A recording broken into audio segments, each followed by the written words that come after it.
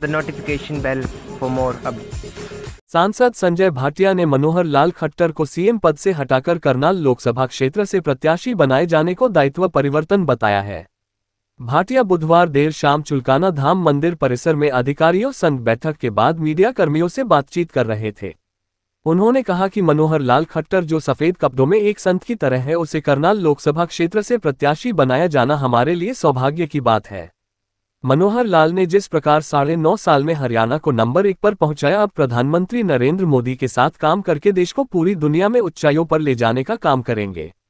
मनोहर लाल प्रदेश में व्यवस्था परिवर्तन किया, कोई सोच भी नहीं सकता था कि मेहनत मजदूरी करने वाले का बेटा भी पुलिस में भर्ती होकर 2 स्टार लगा गांव में आएगा। ये सब मनोहर लाल की नीतियों से संभव हो पाया है। हरियाणा के बदले राजनीतिक हालात पर बोलते हुए उन्होंने कहा कि मनोहर लाल द्वारा तरासे गए नायब सैनी सीएम के तौर पर प्रदेश को आगे बढ़ाने का काम करेंगे।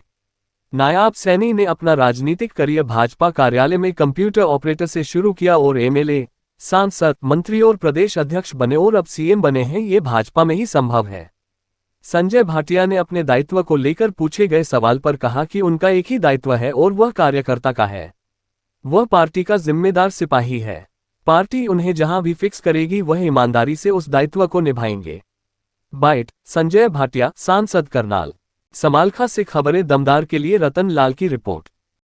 वो अभी उसको पेंडिंग ही रखा है और उसमें कोई वीआईपी दर्शन के सुझाव था, वो मैंने अभी प्रशासन को कहा उसको पेंडिंग रखा है। यहाँ सरल भाव से सब लोग आते हैं, उसी श्रद्धा भाव से आए। आज की जो समीक्षा बैठक इसमें सारी व्यवस्था की समीक्षा नहीं थी, अभी तो तैयारियों की बैठक है। ये सारी व्यवस्थाओं के ऊपर आपने देखा कितने अच्छे से पूरा प्रशासन ने लग के सारी व्यवस्थाएं करी है। मुझे लगता है कि इस बार का जो मेला, देखो मेला तो ऐतिहासिक ही है।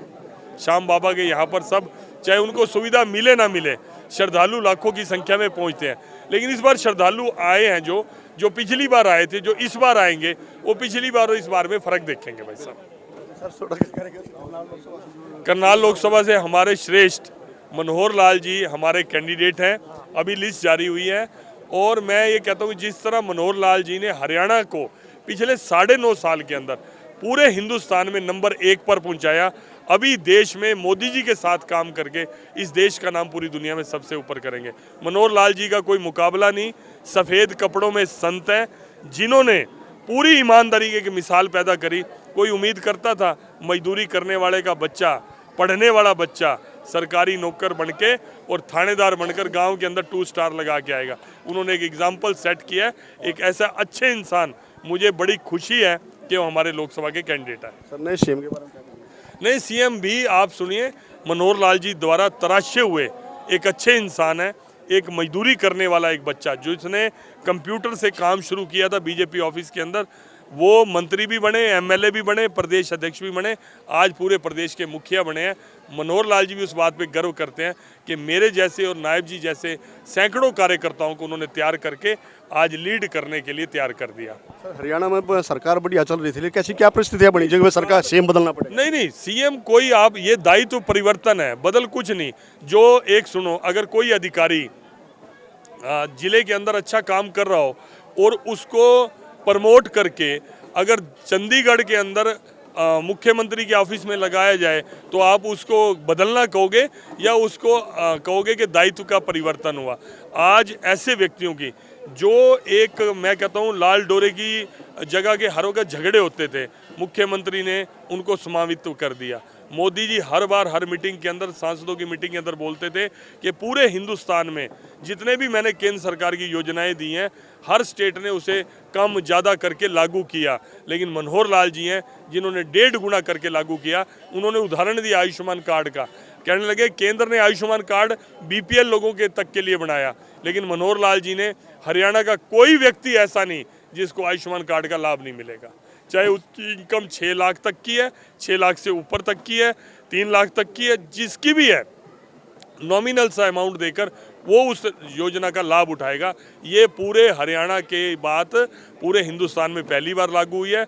हम अमेरिका की सुना करते थे कि वहाँ बच्चा पैदा हो तो उसके सेहत की जिम्मेवारी सरकार की होती है, उसके हॉस्पिटल की जिम्मेवारी सरकार खर्चा देती है। ये हरियाणा के अंदर मनोहर लाल जी ने करके दिखा दिया। आपको क्या दायित्व मिलने जा रहा है? मुझे कोई, मेरा एक दायित्व, मेरा एक दायित्व फिक्स है और आखिरी सांस तक उस दायित्व को निभाऊंगा। कार्यकर्ता का और किसी भी भूमिका में खड़ा कर देंगे। मुझे कहेंगे कि आपको इस वार्ड की जिम्मेवारी संभालनी है, इस लोकसभा की संभालनी है, मैं 100% अपनी ताकत से भी ज़्यादा, क्षमता से ज़्यादा उस जिम्मेवारी को निभाऊंगा। प्रदेश में कितनी सीटें? 10 की 10 बीजेपी लड़ेगी और 10 की 10 जीतेगी। आज ये मेरी बात नोट कर लो आप। तो ये गठबंधन टूट गया जी। नहीं, गठबंधन तो अब उन्होंने खुद ही आज रैली करके उन्होंने कहा है, तो अब वो उन्होंने मुद्दा क्या बनाया वो मुझे पता नहीं। मुझे तो करनाल के पत्रकार बता रहे थे, अभी मैं वहाँ प्रोग्राम था प्रधानमंत्री वाले लाइव प्रोग्राम में, उन्होंने कहा जी 5100 पेंशन नहीं करी इसलिए हमने गठबंधन छोड़ दिया। मेरे से पूछने के पत्रकार वो ये कह रहे हैं, मैं कहा भाई है अपना। For latest information and news, please subscribe Khabre Damdar and click on the notification bell for more updates.